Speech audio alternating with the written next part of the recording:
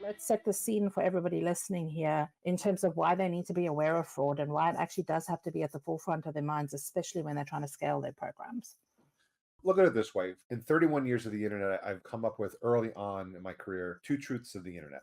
People don't read, they skim and scan, right? And then, of course, they catch their attention with a title, then they'll read. But for the most part, people just, you send them a document that you spent weeks working on and curating and editing, and they're done with it in 30 seconds. They're not actually reading the full thing, but they're skimming and getting the major points out of it. And then if there's some interest, they'll do some more reading.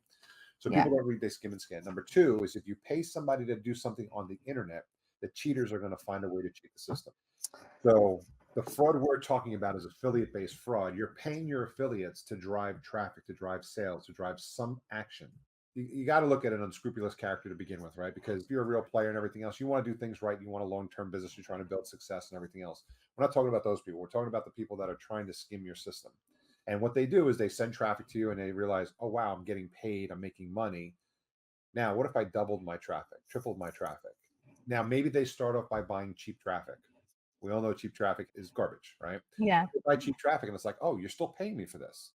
Well, what if I did this? And what if I did, how far can I go before you slap my hand and say, sorry, I'm not paying you for that? And if you don't have any protection in place, they can push it pretty far. This is why the affiliate industry has an average fraud rate of 45%. Which is incredible. I mean, you've been in the industry 30 years. I've been in the industry 25 years.